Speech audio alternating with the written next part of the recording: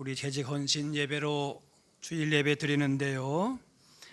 우리 하늘교회에 담임하시는 강학종 목사님 나오셔서 교회란 무엇인가 말씀 주실 때에 하나님 말씀 가운데에 다시 한번 결단하고 은혜받는 귀한 시간 되시기를 바랍니다.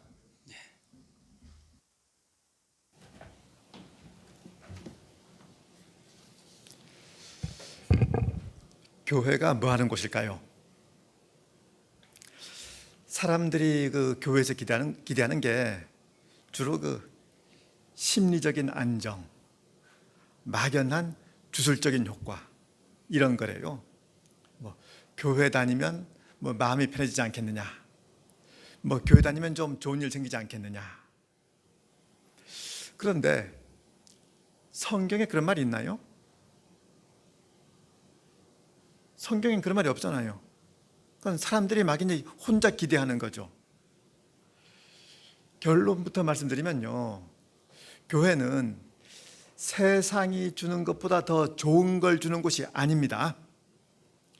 교회는요, 세상이 주는 것보다 더 좋은 걸 주는 곳이 아니고 세상에 없는 것, 세상이 주는 것과 전혀 다른 것, 이런 걸 주는 곳이죠. 오늘 본문에 따르면요, 하나님은 우리가 그의 부르심의 소망이 무엇이며 성도 안에서 그 기업의 영광이 풍성함이 무엇이며 그의 힘의 위력으로 역사심을 따라 믿는 우리에게 베푸신 능력의 지극히 크심이 어떠한 것인지 알게 되길 원한다 그럽니다. 무슨 말이에요? 아니, 말이 굉장히 복잡합니다. 그러니까 지금 무슨 말 하는지 잘 모르겠는데, 그러니까 지금 무슨 뜻인지 얼른 감은 안 잡히는데, 하여간 뭔가 굉장히 엄청난 스케일이 무지 큰 말 하는 것 같은 그런 느낌은 드시죠? 어쨌든 교회는요, 우리가 쉽게 상상할 수 있는, 우리가 금방 알 수 있는 그런 걸 주는 곳이 아니란 얘기죠. 하나님께서 우리한테 그런 걸 주길 원하십니다. 우리는 도무지 상상도 못하는 거예요. 생각해 본 적도 없는 거예요. 오순절 마가다락방에서 성령이 임하는 걸로 이 땅에 교회가 시작되잖아요. 어느 날 갑자기 그런 일 생긴 거 아닙니다. 성경 말할 적에 흔히 구약은 예표, 신약은 성취 이렇게 말합니다. 그러니까 신약 때 이루어질 일이 구약에서 미리 그걸 암시했다 이거죠. 구약 성경에서 막연히 얘기한 게 신약에서 구체화됩니다. 예를 들어 볼까요? 구약 시대 제사제도 있었죠. 뭘 예표하는 겁니까? 우리 주님이 십자가에 달려서 우리 죄를 다 소멸할 거, 그걸 미리 암시하신 거죠. 요나가 물고기 뱃속에서 3일을 보냅니다. 주님이 땅속에서 3일 보내잖아요. 모세가 광야에서 구리뱀을 들었죠. 예수님이 십자가에 달리시잖아요. 구약에서 뭔가를 희미하게 보여줘요. 그게 신약에 나타납니다. 그럼 교회도 어느 날 갑자기 짠 하고 생긴 게 아니고 구약에서 미리 그 암시를 했겠죠. 이 시간엔요, 구약 성경에서 보여준 그 교회의 예표를 통해서 교회가 어떤 곳인지 그걸 한번 알아보려고 합니다. 우선 첫째로 노아의 방주, 이게 교회 예표입니다. 이거 금방 아시겠죠?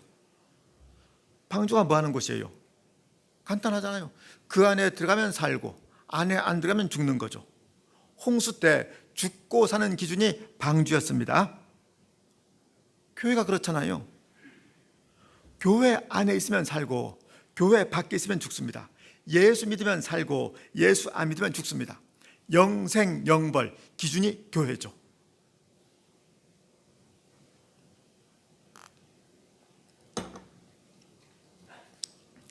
김진홍 목사가 쓴 새벽을 깨우리로다에 아주 재미있는 일화가 나옵니다. 김진홍 목사가 청계천에서 빈민사역 시작한 그 초기에요, 하루는 그 동네 어떤 집에서 굿을 하더랍니다. 그래 호기심에서 그걸 같이 구경을 했대요. 근데 낌새가 이상합니다. 무당이 큰 그 대나무 들고 막 흔드는데 땀만 뻘뻘 흘리고 제대로 굳이 진행이 안 돼요. 흔히 하는 말로 신이 안 내리는 겁니다. 어떻게 해서든지 그 신이 내리게 해보려고 애쓴 무당이 한참 그러다가 그 둘러서 보는 사람들 향해서 묻습니다. 혹시 여기 예수 믿는 사람 있습니까? 사람들이 김정구사 가르칠 거 아닙니까? 저기 있다고. 무당이 와서 이렇게 말하더래요. 선생님 죄송합니다만 자리를 좀 비켜주십시오. 선생님 계시면 제가 구슬할 수가 없습니다. 그 말을 듣고 김정 목사가 자리를 비켰답니다. 속으로 무지 뿌듯했대요. 야, 그래도 그 무당 뭐 좀 아는구나. 얼마나 지났을까요? 하루는 김정 목사가 예배를 인도하는데 새로 출석한 가정이 있었습니다. 허름한 개척교회에 교인이 스스로 오는 것도 참 드문 일인데 한 가족이 다 온 겁니다. 이런 일은 뭐 있어 본 적이 없단 말이에요. 그래 의아해서 예배 후에 물었어요. 아우 참 감사합니다. 어떻게 해서 이렇게 오시게 되었습니까? 했더니 대답이 황당합니다. 하는 일마다 안 되어서 무당을 찾아갔더래요. 그랬더니 무당이 당신은 교회를 다녀야 잘 될 팔자라면서 이 교회 가라 그러더래요. 무당이 전도한 거죠.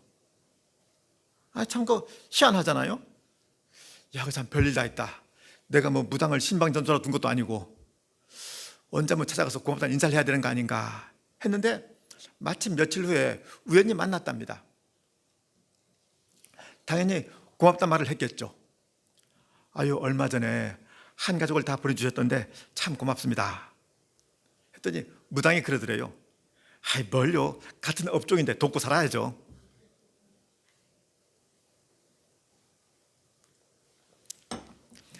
우리가 듣기엔 황당한데 그 사람들 생각으로는 맞죠. 같은 업종이죠. 얼마 전에 제 고등학교 동창이 저한테 물었습니다. 자기는 불교 신자래요. 그래서 하는 얘기가 불교에선 기독교를 인정하는데 왜 기독교에선 불교를 인정 안 하냐요. 아니 불교 믿는 사람들은 죽어서 극락 가고 예수 믿는 사람들은 죽어서 천당 가고 뭐 종교가 없는 사람들은 어느 만큼 착하게 사는지에 따라서 구원이 결정된다.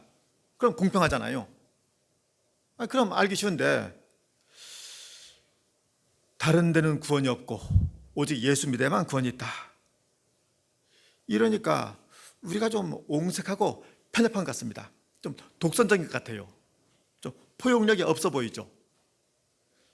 그래서 별 수가 없어요. 아니 그게 사실이거든요. 아니 사실이 그런데 어떡할 거예요? 7 곱하기 8을 왜 꼭 56이라 그러느냐, 54나 57도 맞다 그러자, 이럴 수 없잖아요.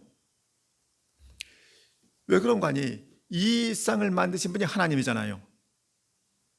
우린요 하나님이 계시다 치고 이렇게 예배 드리는 거 아니잖아요. 그죠? 하나님이 정말 계십니다. 하나님이 세상을 창조했다 치는 게 아니고 정말로 세상을 창조했단 말이에요. 그럼 하나님이 기준이죠. 근데 불교에서는 안 그렇습니다. 극락이 정말로 있어서 불교를 믿는 게 아니잖아요. 그냥 극락이 있다 치는 거죠. 만약에 극락이 정말로 있으면요, 그럼 그 극락을 누군가 만들었어야죠. 그걸 누가 만들었겠어요? 극락을 만들 만한 제일 유력한 용의자 천생 석가인가요? 근데 석가모니는 본래 인도의 한 부족의 왕자로 태어난 고다마 시달타라는 사람이었잖아요. 아니, 사람이 무슨 수로 극락을 만들어요? 뭐 보리수 밑에서 돌을 터득해서 뭐 왕생극락했다 그러는데, 아니 그럼 자기가 극락 만들고 그 극락에 자기가 들어가기 위해서 돈 닦고 그랬단 얘기예요? 이건 말이 안 돼요. 혹시 지장보살이라는 보살 들어보셨습니까? 그 지옥에서 고통하는 중생들을 극락으로 인도하는 보살이랍니다. 그런 일을 하는 그 지장보살이 정말로 있는 게 아니고 그냥 그렇다 치는 거죠. 우리는요? 우리는 아니잖아요. 우린 하나님이 계시다 치는 게 아니고 정말로 하나님이 계시단 말이에요. 그 하나님이 세상을 지으셨습니다. 하나님이 이 세상 주인이에요. 어떻게 해야 구원 얻느냐? 하나님이 정하시는 거죠. 노아 홍수 때를 기준으로 하면요, 구원 얻는지 멸망받는지 그 기준이 딱 하나, 방주에 들어갔는지 말았는지 이거였잖아요. 성경에는 없는데 한번 상상해 보십시다. 노아 시대에 방주에는 안 들어갔지만 굉장히 착하게 산 사람 없었을까요? 사람이 참 착합니다. 참 선량해요. 주변에 고아 있으면 떡 한 조각 나눠주고, 과부 있으면 가루 한 움큼 나눠주고, 이러는 사람이 있을 수도 있었겠죠. 그래도 망했잖아요. 왜요? 세상을 착하지 않게 살아서가 아니고 방주에 안 들어가서요. 죽고 사는 기준이 방주였잖아요. 교회가 그렇습니다. 교회는 이 세상에 있는 유일한 구원의 통로입니다. 하나님이 그 옛날 홍수 심판을 앞두고 방주를 허락하셨던 것처럼 지금 세상엔 교회를 허락하신 거죠. 교회 안에 있으면 구원 얻고요, 교회 밖에 있으면 망하는 겁니다. 이런 말 들어보셨죠? 산에 올라가는 길이 왜 꼭 하나라야 되느냐? A 코스로 가든지 B 코스로 가든지 어차피 정상에 가면 다 만나는 거 아니냐? 그것도 일리 있게 들려요. 그러니까 어떤 종교를 택하든지 정상에 가면 다 같은 곳일 거다, 다 만날 거다. 근데 신이 정상에 가만히 계신 분이 아니고 중간으로 우리를 마중 나오면 어떻게 되는 겁니까? 신이 마중을 나오면 그 길 아니면 못 만나겠죠. 그 길이 유일한 길이잖아요. 생각나는 구절 있죠? 내가 곧 길이요 진리요 생명이니 나로 말미암지 않고는 아버지께로 올 자가 없느니라. 이 말씀 그대로입니다. 교회만이 유일한 구원의 통로입니다. 그 다음 두 번째로요, 구약 성경에 있는 교회의 모형 한번 머릿속에 한번 떠올려 보세요. 어떤 게 있을까요? 예루살렘 성전이죠. 성전이 교회의 모형입니다. 성전이 뭐 하는 곳이게요? 하나님께 제사 지내는 곳이죠. 하나님과 자기를 가로막았던 죄를 해결하는 곳이잖아요. 우린 이렇게 예배당에 모여서 하나님을 예배합니다. 구약시대 사람들은 제물로 쓰일 짐승을 끌고 제사를 지냈어요. 제물로 쓰이는 거, 소, 양, 염소, 비둘기, 다 제물 될 수 있는데, 자, 어떤 사람이 양을 제물로 드리려고 성전으로 왔다고 한번 칩시다. 양 한 마리 끌고 왔습니다. 제사장한테 제가 이러저런 죄를 범했습니다, 저를 위해서 제사를 지내 주십시오 하면 제사장은 그 양에 일단 안수를 해요. 그러니까 그 사람한테 있는 그 죄를 양한테로 넘기는 겁니다. 그 양을 죽여서 각을 뜨고 불에 태우죠. 그럼 양을 데리고 온 사람 뭐 하게요? 딴 데 가서 놀다가 제사 끝나면 집에 가요? 아니죠. 양이 불에 타는 걸 보겠죠. 그래서 내가 저 자리에 있어야 되는데 나 대신 저 양이 불에 타는구나, 지금 불타는 게 저 양이 아니고 사실 나로구나 하고 자기 죄를 애통해야죠. 그렇게 자기하고 자기가 드린 재물을 일체화시키는 걸로 자기 죄가 사해지는 겁니다. 십자가 그렇잖아요. 우리 십자가 볼 때마다 무슨 생각합니까? 십자가 볼 때마다 내가 죽어야 되는데 나 때문에 예수님이 대신 저기 달리셨구나. 우린 이런 마음으로 십자가에 달리신 그 예수님하고 우리를 일체화하잖아요. 그런 사람은 죄를 사함받은 사람입니다. 그러니까 예수 믿는다, 이게 굉장히 심오한 말입니다. 어떤 사람이 예수를 믿으면요, 그 사람의 죄는 예수님께 전가되고 예수님의 의는 그 사람께 전이 됩니다. 어떤 사람이 예수를 믿으면 하나님은 그 사람을 그 사람 본래 모습대로 안 보시고 예수를 더 씌워서 보십니다. 예수님이 하나님 앞에 의로웠던 것처럼 그 사람도 하나님 보시기에 의로운 사람 되는 거죠. 예수님이 곧 그 사람이고 그 사람이 곧 예수님입니다. 그래, 구원 얻은 거죠. 아니, 그 예수님이 십자가에 달린 건 내가 세상에 태어나기도 훨씬 전인데, 2000년 전에 다른 나라에 있었던 일인데 그게 나하고 무슨 상관이냐? 이런 사람은 구원이 뭔지를 모르는 사람이죠. 그 사람은 죄를 사함받지 못한 사람입니다. 예수님과 남이에요. 방주 밖에 있는 사람입니다. 그러니까 우린요, 우리가 이 예배당으로 모일 때마다 궁극적으로 관심 가져야 될 건요, 언제나 하나님 보시는 자기의 모습입니다. 교회에 다니면 다닐수록 예수님의 은혜로 세상에서 잘 나가는 사람 되는 거 아닙니다.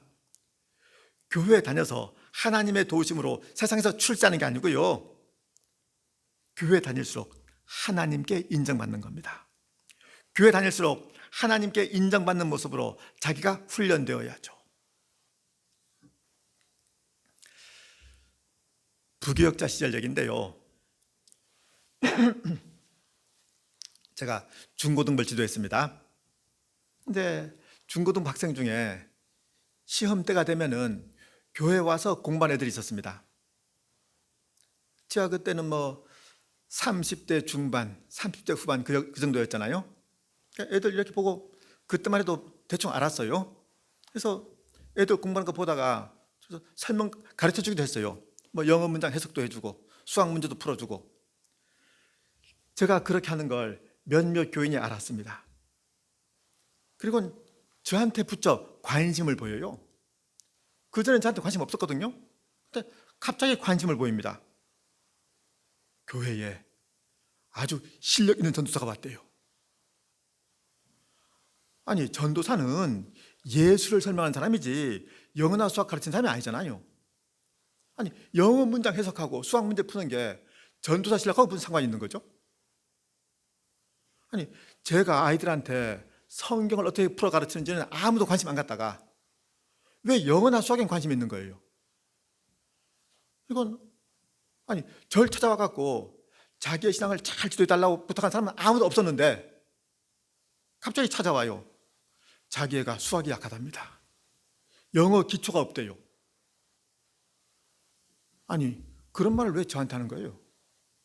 혹시 애가 신앙생활 잘 안 하면 학교 선생님한테 가서 상담할 겁니까? 선생님, 저희 애가 신앙이 안 좋습니다, 이럴 거예요? 아니, 학교 가서 선생님한테 애 신앙 문제 얘기 안 할 거죠. 근데 왜 교회 와서 전도사한테 애 성적을 얘기하는 거죠? 물론 사실 그럴 수 있긴 있어요. 왜 그런 거 아니요?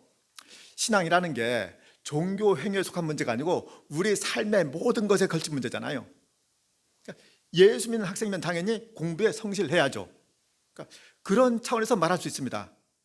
근데 전도사한테 기대하는 게 애 신앙 교육이 아니고 학교 교육이면요, 대체 관심이 어디 있는 건데요?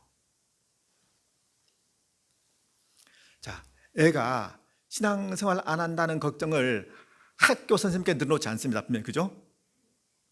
그건 말도 안 되는 걸 다 알아요. 근데 교회 와서 전도사한테 애 성적을 고민합니다. 그런 걸 이상한 걸로 생각을 안 해요. 대체 관심이 어디 있길래요? 예수 믿는 사람은 세상을 성실히 살아야 된다, 학생은 당연히 공부도 성실히 해야 된다, 이런 차원이면 관계없는데 교회에 와서까지도 자기 애를 위해서 구할 게 학교 성적뿐이면요, 이건 예수 믿는 게 뭔지를 아직 모르는 거죠. 교회는 그거 하는 곳 아닙니다. 하나님 보시는 자기 모습, 여기에 관심을 두는 곳이지 교회에서 떨어지는 그 은혜의 국물로 어떻게 세상에서 도움받을까, 이거 하는 것이 아니란 말이에요. 간혹요, 어떻게 하는 게 하나님 뜻인지 잘 모르겠습니다, 이런 말 가끔 들어요. 제가 어떻게 하는 게 하나님 뜻일까요? 근데 질문이 좀 이상합니다. 제가 어떻게 하는 게 저한테 유리하겠습니까? 이렇게 묻는 거면 저는 할 말이 없습니다. 제가 어떻게 하는 게 하나님 보시기에 바른 판단입니까? 라면 할 말은 있는데 아마 그건 별로 궁금하지 않을 거예요. 대부분 어떻게 하는 게 자기한테 유리한지 모르겠다, 이런 뜻으로 어떻게 하는 게 하나님 뜻일까요? 이렇게 말하는 거죠. 자기 욕심을 종교적인 표현으로 교묘히 포장한 겁니다. 왜 그런 질문을 할까요? 제가 실제로 그런 질문 들은 적이 있습니다. 대학 졸업을 앞둔 자매였는데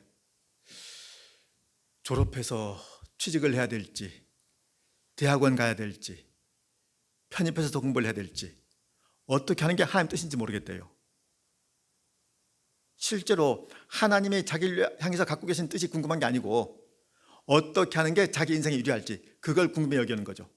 그래서 말로는 하나님 뜻이 어디에 있을까요? 이러는 거죠. 교회는요, 세상을 살아가면서 만나는 그 문제들을 종교적인 방법을 동원해서 풀어주는 것이 아닙니다. 교회는요, 하나님께 뭔가를 해드려서 자기가 필요한 걸 얻어가는 그런 것이 아니고요, 혹시 이 세상을 살아가는 그 문제 때문에 신앙 원칙에 소홀하지 않도록 그걸 늘 조심하고 확인하는 것입니다. 그러니까 우리가 교회에서 항상 관심 가져야 될 건요, 언제나 하나님 보시는 자기 모습입니다. 내가 어떻게 해야 세상에서 손해 안 볼까, 어떻게 해야 세상에서 유리할까가 아니고요, 어떻게 해야 내가 더 경건해질까, 어떻게 해야 내가 더 주님 보시기에 바른 사람이 될까, 여기에 신경 쓰는 것입니다.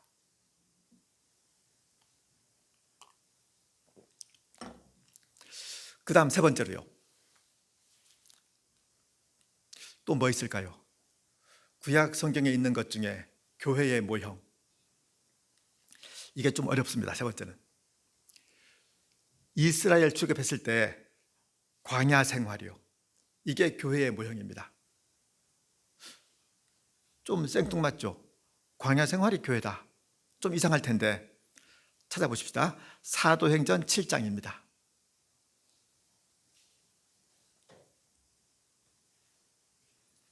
사도행전 7장 37절 38절이요.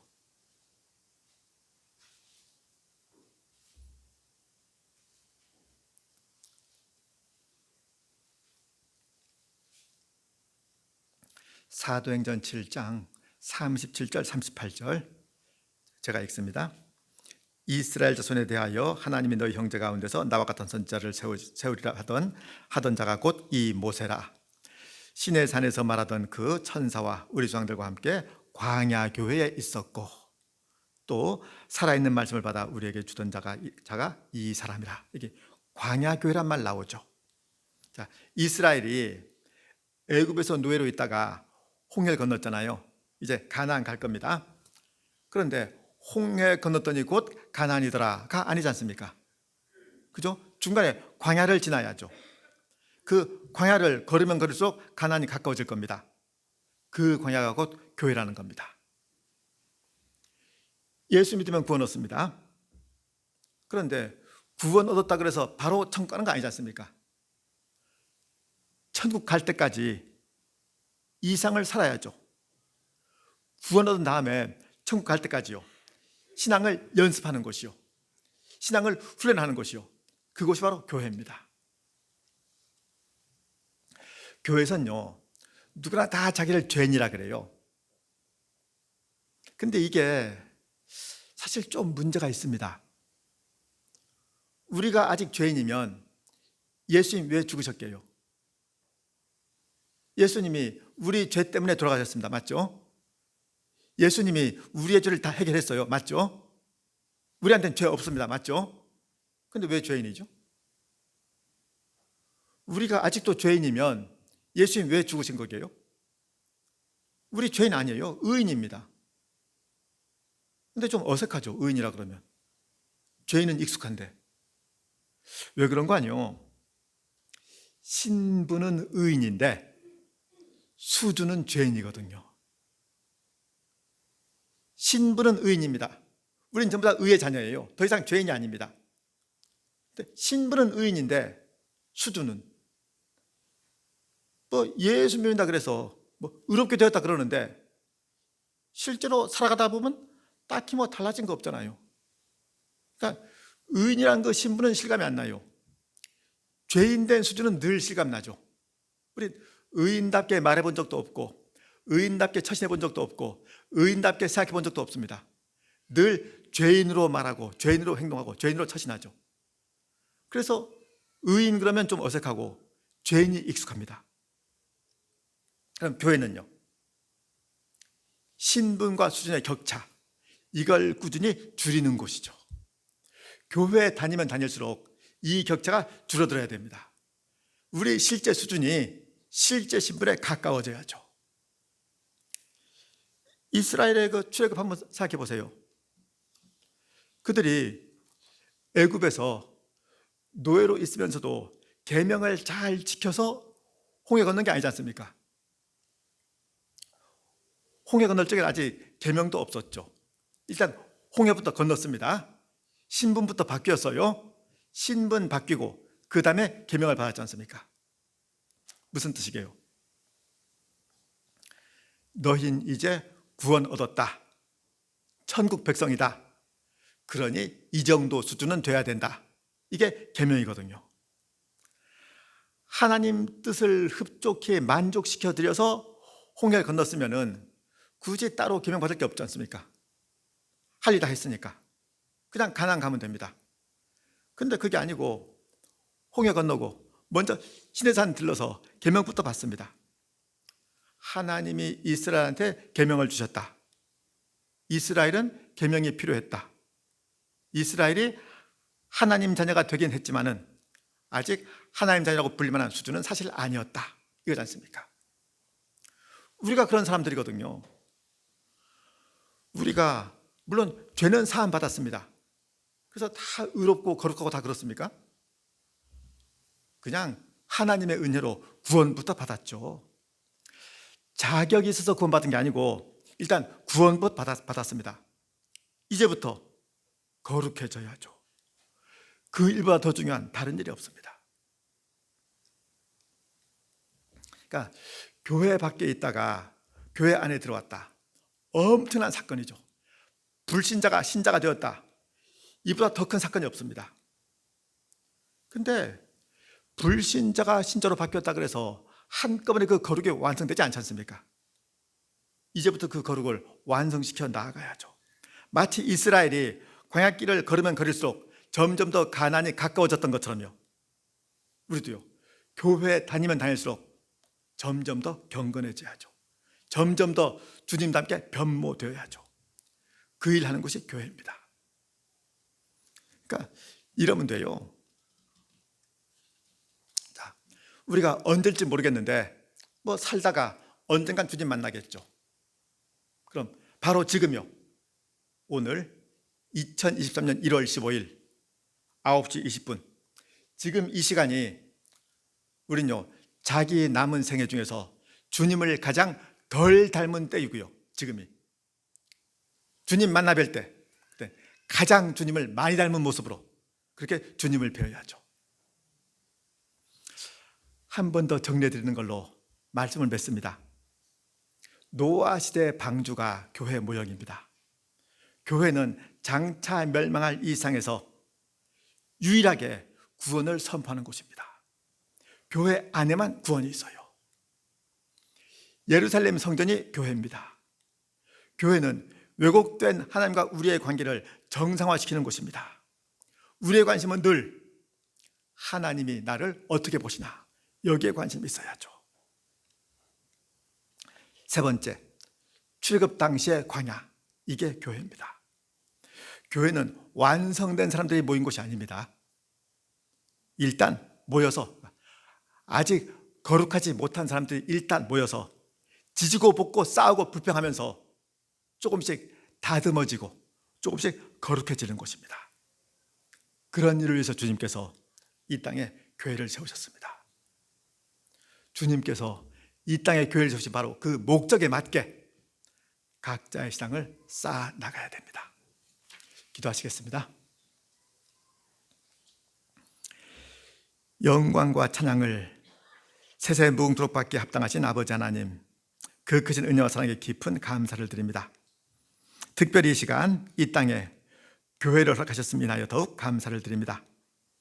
멸망으로 치닫는 저희를 외면치 아니하시고 저희한테 교회를 허락하셨사오니 이 교회에서 신앙생활하는 저희들 진정 주님의 자녀로 변모될 수 있도록 더욱 은혜 베풀어 주옵소서.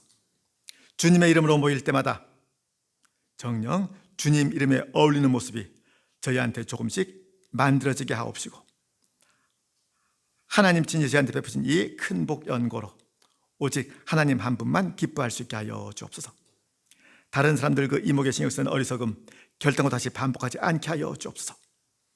저희한테 허락하신 이 거룩이 완성될 날 소망하면서 서로의 지금 모습으로 인하여 낙심하는 것이 아니오라. 저희를 오래 참으시는 주님의 은혜를 더욱더 감사하게 여기게 하옵시고 주님께서 저희를 용납하심처럼 저희 역시 서로를 용납할 수 있게 하여 주옵소서. 예수 그리스도 이름으로 기도드리옵나이다. 아멘.